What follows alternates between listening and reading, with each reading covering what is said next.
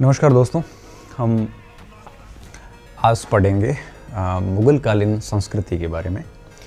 मुग़ल संस्कृति first grade के first paper में भी है, सेकंड ग्रेड के एसएसटी सेकंड पेपर में भी है और फर्स्ट ग्रेड के सेकंड पेपर हिस्ट्री में भी है। और इसके साथ साथ में जहाँ कहीं भी मुग़ल काल दिया हुआ है, कॉलेज लेक्चर नेट वगैरह हर जगह पे आती है संस्कृति, और संस्कृति में कई सारे टॉपिक हमारे बनते हैं। ठीक है, तो अब हम मुग़ल संस्कृति पे बात करेंगे।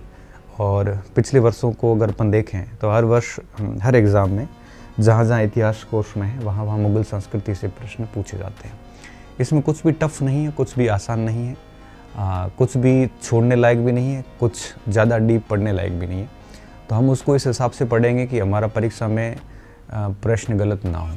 ठीक है, और कोशिश करेंगे कि सारी चीज़ों को अच्छे से समझते हुए हम आगे बढ़ें। तो मुग़ल संस्कृति, और मुग़ल संस्कृति के अंदर हम मुख्य रूप से शिक्षा लेते हैं और साहित्य लेते हैं, भाषा लेते हैं और कला लेते हैं। स्पेशली कला लेते हैं। शिक्षा का इतना बहुत बड़ा मैटर है नहीं। शिक्षा का अलग से फर्स्ट ग्रेड सेकंड पेपर में फर्स्ट पेपर में लिखा हुआ है, जो मैं पहले पढ़ा चुका हूँ और उसको मैं वापस ऐड भी कर दूँगा। ठीक है, अब मैं बात करूँगा कि हम इस टॉपिक में क्या क्या पढ़ने वाले हैं।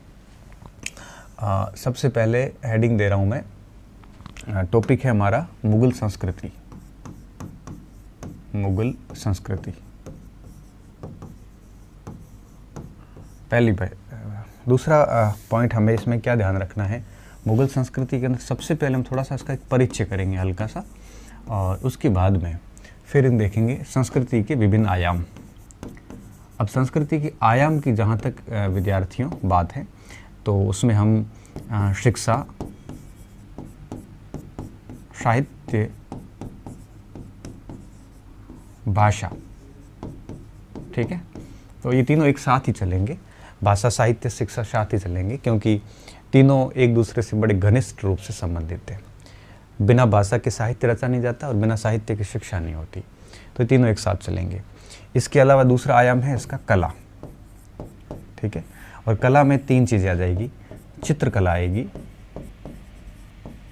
और आपके वास्तुकला आएगी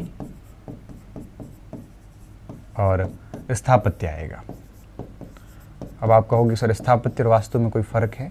कोई विशेष फ़र्क नहीं है, क्योंकि हम कोई भी आर्किटेक्चर बनाते हैं, घर भी बनाते हैं ना, तो वास्तु देखते हैं, और बिना वास्तु के हम स्थापत्य जनरली करते नहीं हैं।